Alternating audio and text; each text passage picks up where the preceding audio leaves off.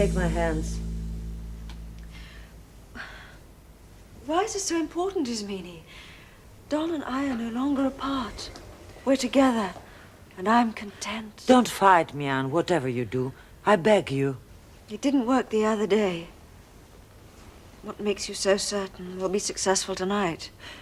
When we tried before, what image of your husband were you holding in your mind? As I had seen him that afternoon in the village. Well, now I want you to remember him at some happy time you spent together in England.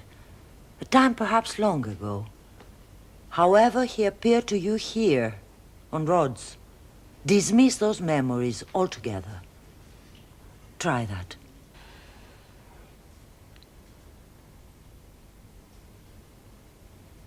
Good. Good. Now keep that image firmly fixed.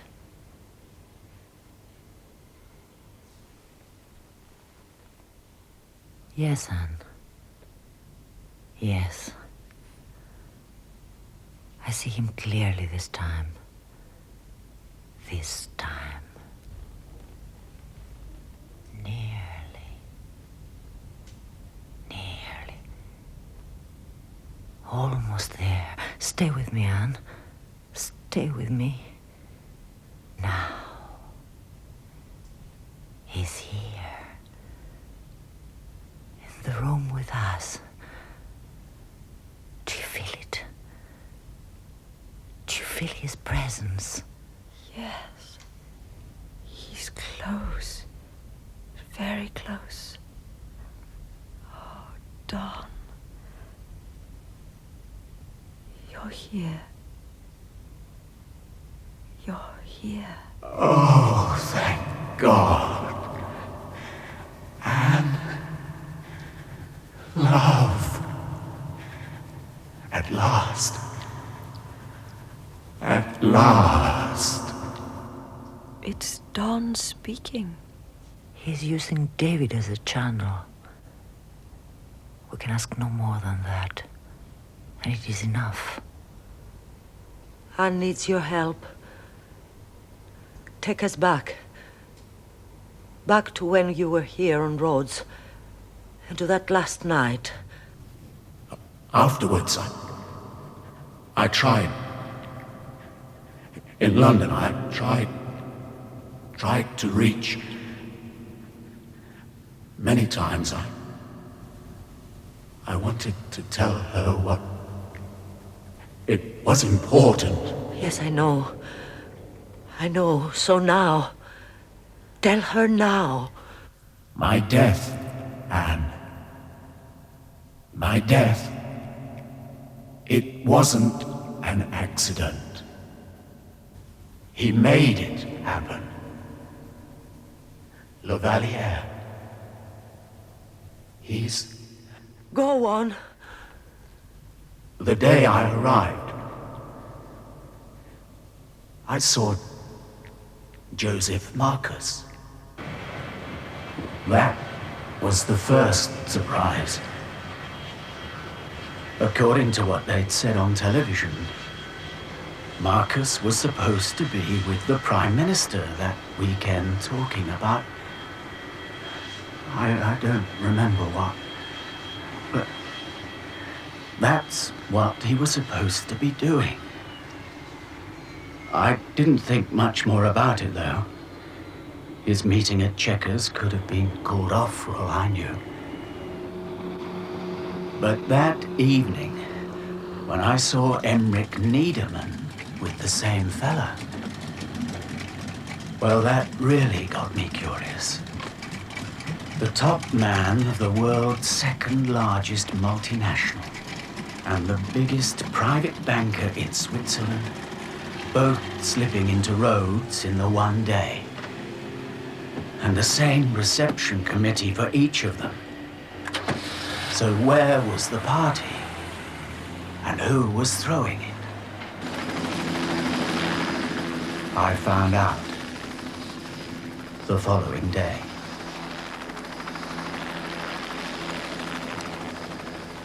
Remo Manzini, the next Prime Minister of Italy.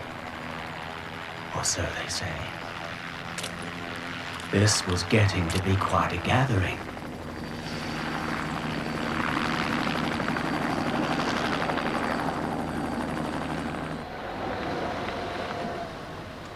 I needed to get a lot closer to that castle, although I couldn't see me being very welcome. And I was right. Τι ζητάτε εδώ, τι θέλετε? So, okay. I couldn't get in through the front door.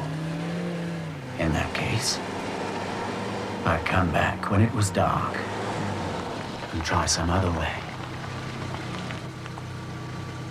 And that's when I first saw Raoul Lavalier.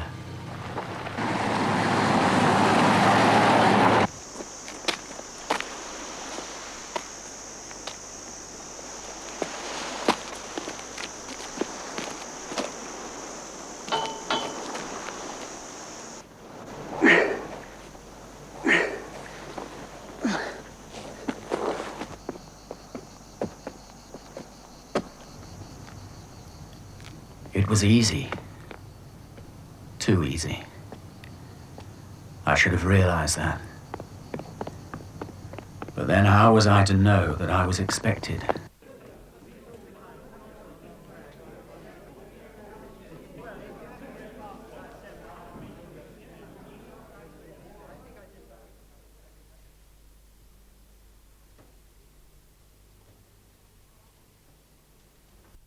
Good brother, knowing the hardships which are within, knowing that if you are admitted, you who are lord of yourself will make yourself a servant of another, and that any claim on you by man, woman, or child shall be forfeited to the greater good, and that the road that you travel will be arduous and without promise of reward.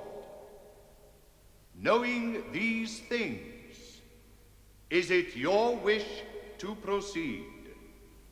It is my wish. So be it. Therefore, in accordance with the rule, as prescribed on the foundation of our noble parent order, let the examination begin. Are you Willem Ruyter, any man serve? I am not. Are you aware of the great rigors of this house? I am. Do you now forswear and renounce any vow of fealty, allegiance, or subscription hitherto made by you? I do. In what do you believe? In the supremacy of the order above all else, and in the justness of our cause. Which is? Right to those born to it, might to those who use it to that end. The humiliation and destruction of those who oppose it. For the common good?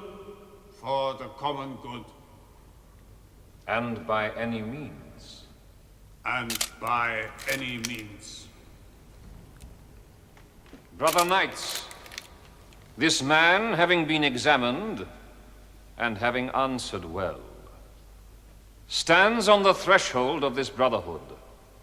If there is anyone among you who knows of any reason why, according to our rule, he should not fully be admitted, say so now. For it is better that such a thing is said before, rather than after he has come among us.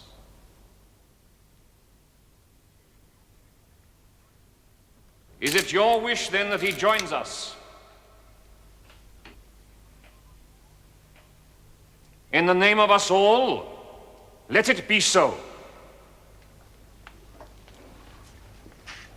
Sire, I have come before you and the brothers of this order to beg and require you to accord to me your company and the benefits of this house, as one who will henceforth always be its servant and slave. Good brother, you are asking a great thing.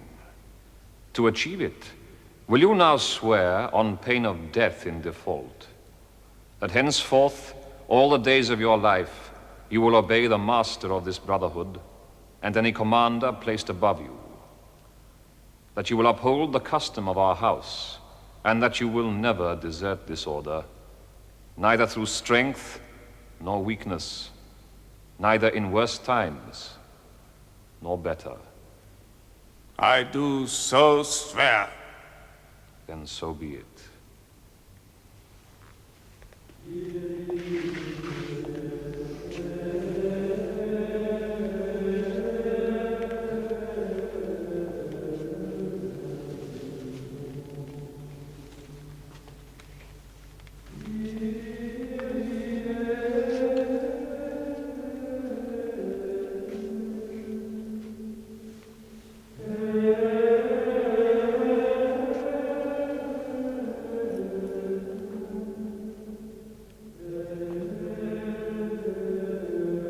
Arise, Chevalier Willenruta, Knight of the Brotherhood of the Survivors of the 13th. Bon séance!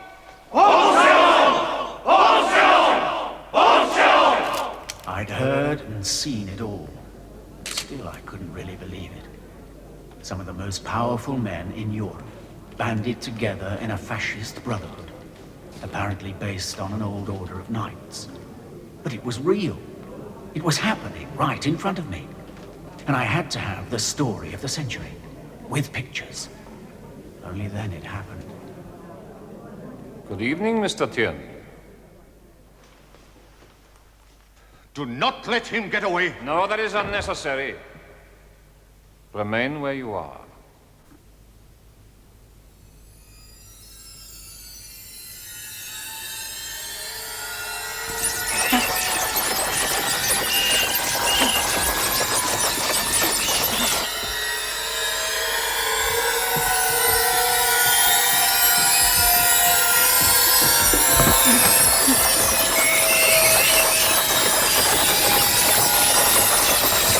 They were everywhere. Hundreds of them. I'm okay with most things, but not rats. I could see them swarming all over me. Feel them. Smell them. Run. Run.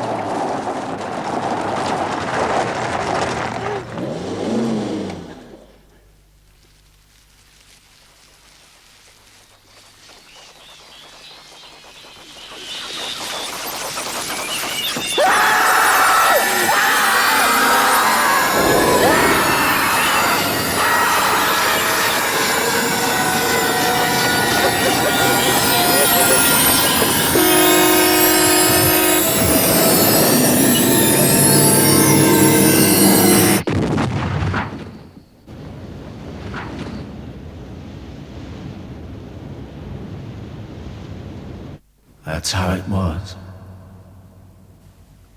I wanted to tell you before, love. I tried. I tried. But I couldn't. But I saw you. I saw you. They wouldn't believe me. They said I was crazy.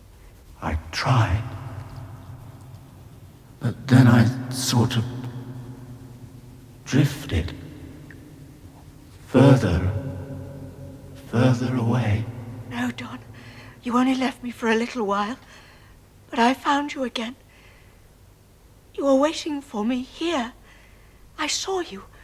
You were in the pictures I took. And you've taken me in your arms more than once. And you gave me a pendant. Remember? I loved you, Anne. Always will. But don't screw your life up because of this. Find someone else. Someone who'll make you happy. Find someone. Promise me. Promise. No! It's you I want, Don. No one else but you. As it is with us now, that's enough. Don! Don! Don't leave me, please! I beg you! Don! Don! The contact is broken, Anne. I couldn't have held it for much longer anyway. I was already losing him. He was murdered by Lavalier. He killed him in the same way as he tried to kill David. He murdered him coldly, cruelly, and then yesterday he asked me to... I need a drink. I don't understand. Don could have told me. He could have told me that. You heard him. He tried. He could not. But not in London, perhaps, but here on Rhodes. That first night when he came to me, surely he could have told me then. You don't believe me, do you? You don't believe that he ever came to me like that? I imagined it or dreamt it. That's what you think, isn't Anne! it? Oh, you don't understand! It wasn't a phantom that made love to me.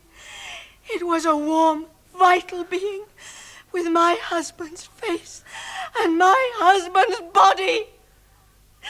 So it has to have been Don. I mean, who else could it have been?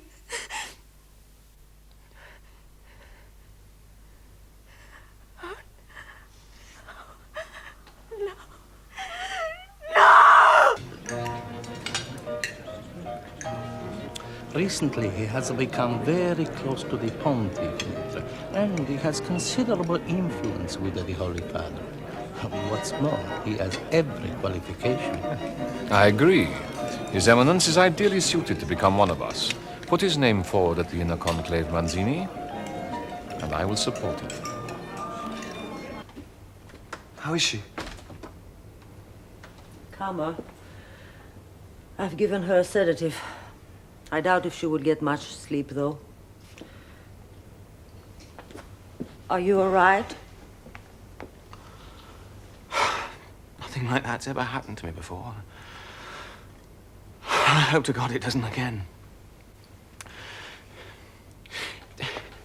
It was as if I was there when it happened.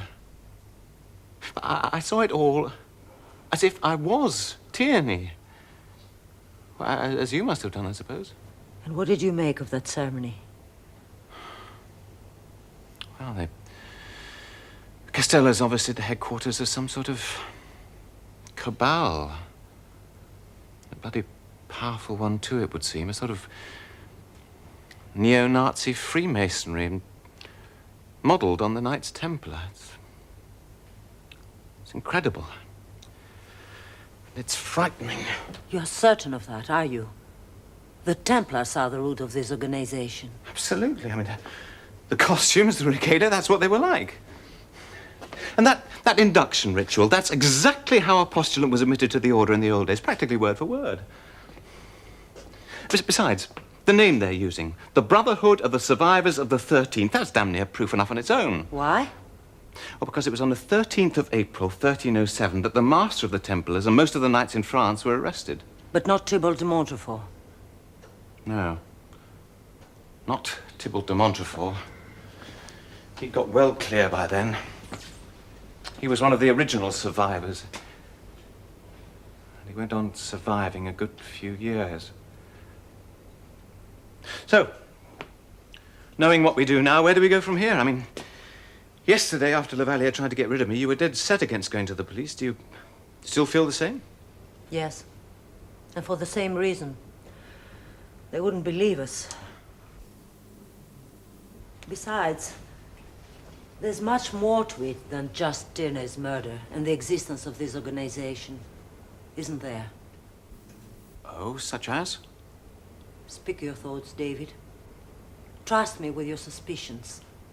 I don't know what you're talking about. Suspicions? I mean, there are a hell of a sight more than suspicions, aren't there? I mean, we know Lavalier killed Tierney and that he's the leading light in a revival of one of the old military orders. It's probably his idea in the first place, as a sort of memorial to his infamous ancestor. Tybalt de Montfort, of whom, as you have already told me, he is the twin. De Montfort, in your own words, the original survivor. What are you suggesting? That Lavalier not only resembles de Montfort, he is de Montfort.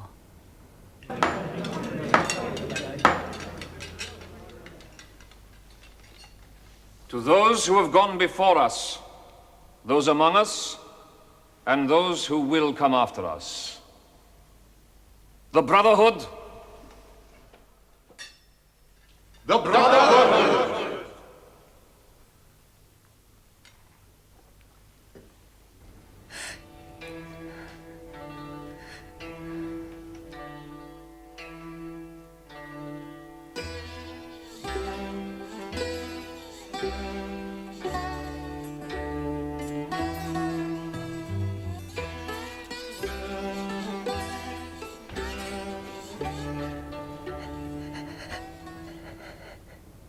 How could she? I mean, Anne is an intelligent woman. Deep down, she must have known. She wasn't thinking. I doubt if she ever questioned it seriously, either as a dream or as reality. It was Lavalier who came to her. You're positive of that? She has the pendant her lover gave her. The same pendant which once belonged to Agnes Beauvoir. And that jewel was never in Don Tierney's possession. That doesn't prove that Lavalier and de Montfort are one and the same. Oh, all right. So, Agnes Beauvoir was de Montfort's mistress, and he may well have given her the pendant in the first place. And it would be entirely in character if he'd snatched it back again after he'd killed her, but... I mean, it could have been handed down to Lavalier through the family. Yes, it could have been. But we know how one received it. So even if we are wrong about Lavalier's earlier identity, and I don't think that we are still left with the certainty that it was he who appeared to her as her husband. But why? To divert Anne from trying to contact Tierney again, and in that way perhaps uncovering the truth of his death. And in that he succeeded, until tonight. But also because he wanted her, and had done from the moment he first saw her. If for no other reason than because she so closely resembles the woman whose portrait he keeps on his desk. The woman who, as Tybalt de Montfort, he strangled because he believed, as had been prophesied, that the child she was carrying will somehow destroy him.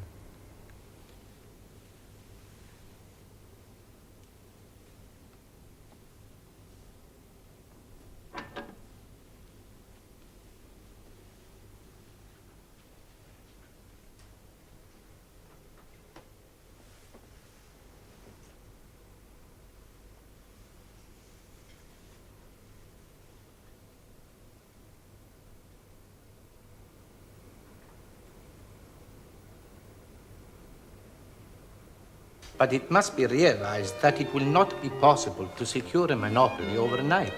We will need to prepare very carefully. No one is suggesting any other course, Mancini. We all of us fully realize that...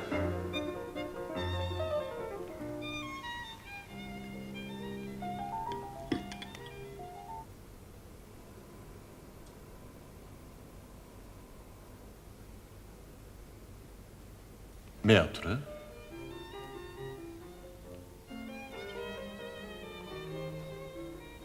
That will be all for tonight. There are some dispatches which require my urgent attention. We will continue this discussion tomorrow. Good night. Good night. Good night.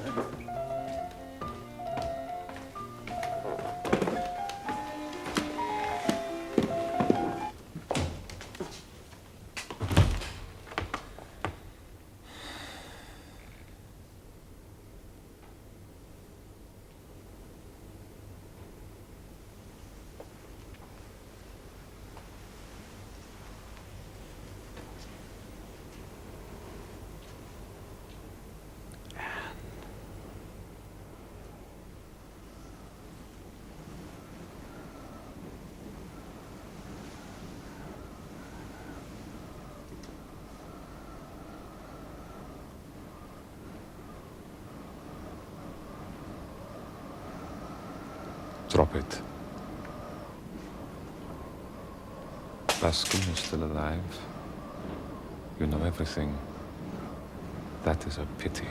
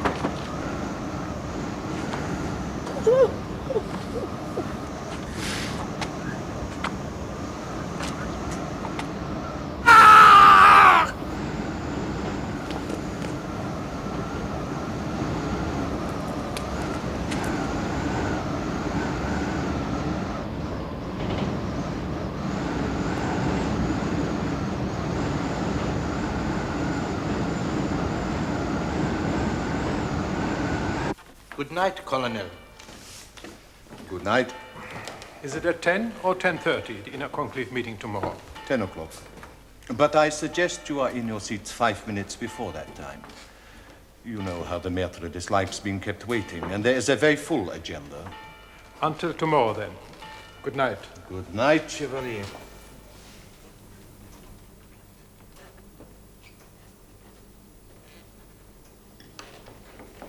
Excuse me, Colonel. What is it?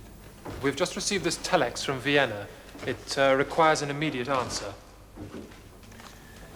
This is something the Maître must decide. I'll take it to him at once. No. I will give it to him. Very well, sir. Here. Sip this. Can you swallow all right? Try to swallow.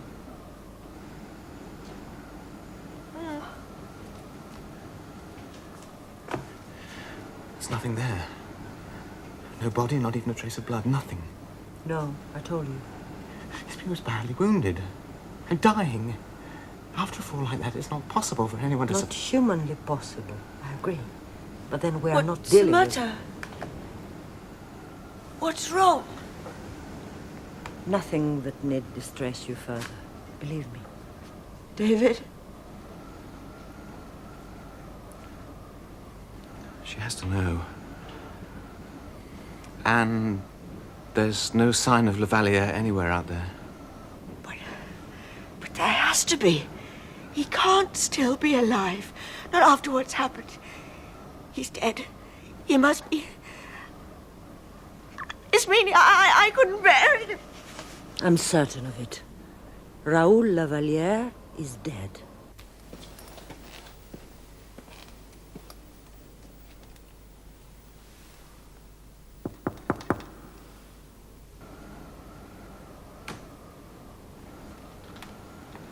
Forgive me for disturbing you, Maître, but I have just received... Ach, du lieber Gott.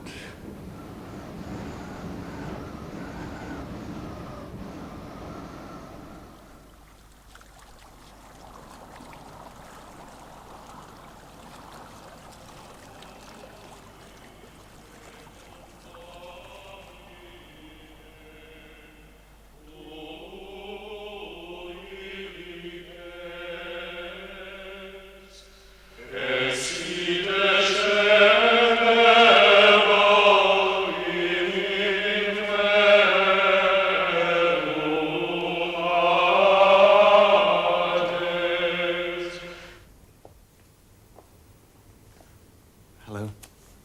Hello. Where's Ismini? Making some coffee. You sure you ought to be up and about? Oh, I couldn't sleep. I just lay there, seeing it all again. I kept remembering. How do you feel? Unclean. That's about all, really. Oh, Anne, you mustn't. It isn't as if you willingly... Oh, I was willing, believe me. More than willing. Yes, but only because you thought it was Don who'd somehow come back to you. But it wasn't, was it? It was La Valliere. And I let him. You ought to go home. Back to England, I mean. Yes, I'm going. Just as soon as I can. Best thing. What then? Just keep going through the motions, I suppose. Anne.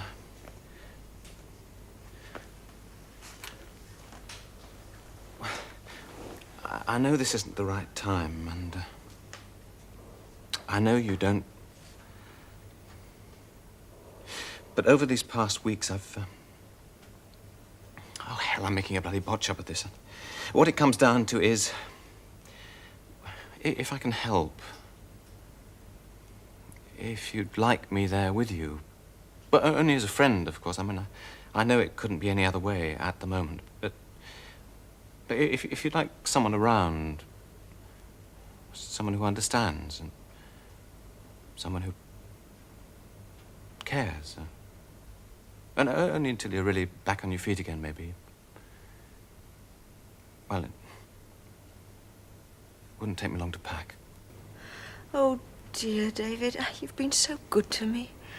But I couldn't ask that of you, though. You deserve something more. Much more. And I've nothing to offer.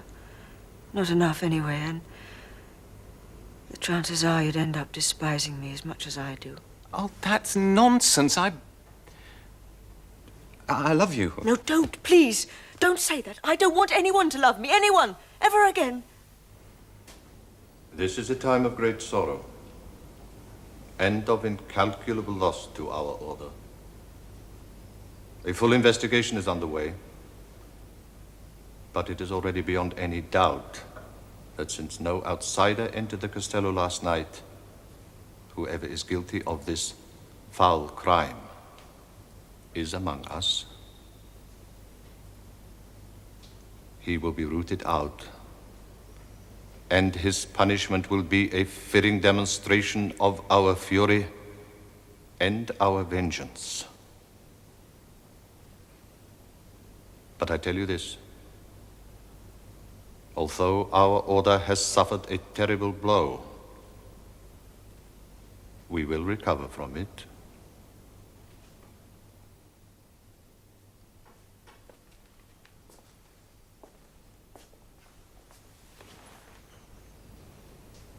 We will. We must. We owe it to the world.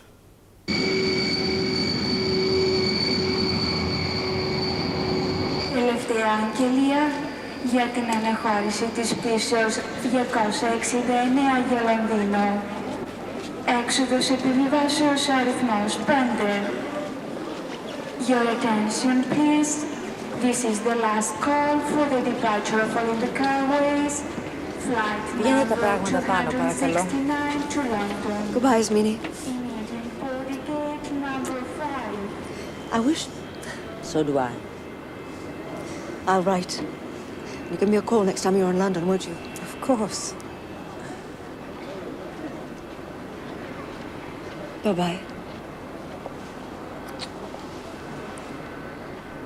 Take care. I'll miss you. Glad to hear it. Shall I see you when you return to England? If you'd like that. Yes, I would. Rely on it, then.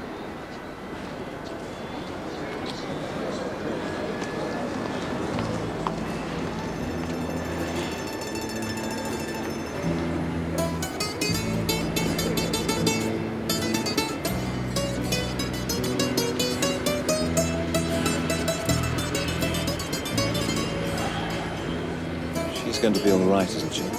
Yes, I think so. But on the way back, we stop and light a candle for her. 2, perhaps. 1 for Anne, and 1 for all of us.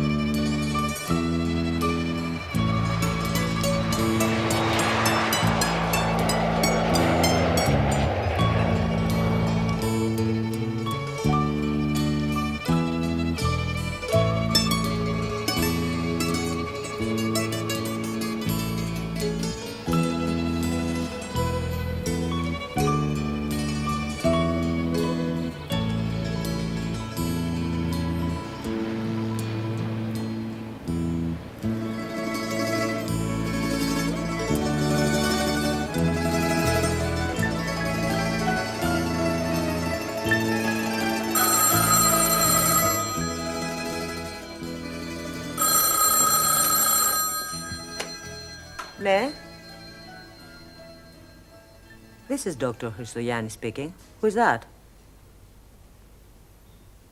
Yes, I am. Why?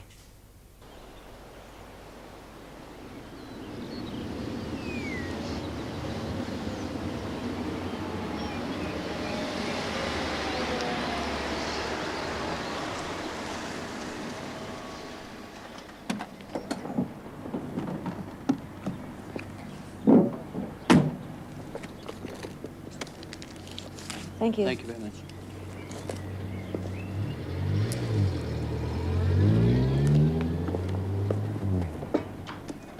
I really am most grateful to you, Dr. Christianis, for having come all this way, and so promptly, too. I can get very little out of Mrs. Tierney as to exactly what happened to her while she was on Rhodes. Almost nothing, in fact. Although clearly it's there that the root of her present problem lies. During one of our sessions, though, she did mention your name. And I got the impression she looks on you as a close personal friend, and not just as another psychiatrist. That being so, I thought perhaps you might be willing to... Of course, I want to help in any way I can. She attempted to kill herself, you said on the telephone. Sleeping tablets. When? A week ago. Fortunately, she was discovered before it was too late. In none of her letters to me since she returned to England was there as much as a hint that she was under any great stress. In fact, I was greatly encouraged by them. When did you last hear from her? 2 weeks ago. She wouldn't have been finally convinced then. Convinced of what? That she's pregnant? Pregnant? But I understood that... That she cannot have any children? Yes. She can't. And in her case, it's not just a psychological problem. It never was. It's a physiological impossibility. As you can see from her medical records, it would require nothing short of a miracle to correct that deficiency. Nevertheless, as of this moment, not only does Mrs. Tierney believe she's going to have a baby, she's showing just about every physical indication that she is. The fact is, though, she is pregnant only in her mind. Did she not consult her doctor? Oh, yes, but not her usual GP, and that's very significant, I believe. And he, not knowing anything about her medical history, naturally told her that she'd almost certainly conceived. But he would have carried out all the normal tests, surely. Of course. Only Mrs. Tierney never went back for the results. My guess is that the doctor's initial diagnosis was enough for her. Her fantasy had been given all the medical confirmation she needed. So she took an overdose. That same day. And since then? It's almost as though, having failed to kill herself, she's now totally reconciled to what she considers to be inevitable. The birth of her child. And this, I think, is probably the most disturbing aspect of this case. She is clearly looking on that as some terrible form of punishment which she has to endure. What in the name of God did happen to her on Rhodes, Dr. Christoyannis?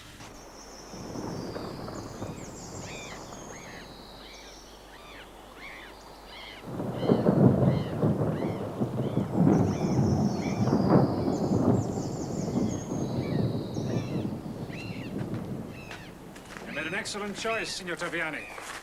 One I feel certain you'll never regret. It's a truly magnificent property.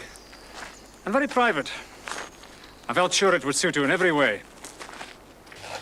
Tell me, during the time Anne has been here, have you been able to shake her conviction that she's pregnant or to get her to question it at all? No, and frankly, I don't consider that that would be a wise move at this moment. No, I agree entirely. What do you know about the Australian Aborigine practice of pointing the bone, Dr. Philip Moore?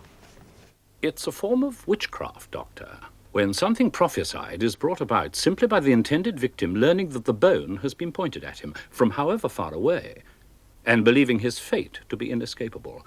And in that belief, it is his own fear which destroys him. And it works too, I believe. I hope so.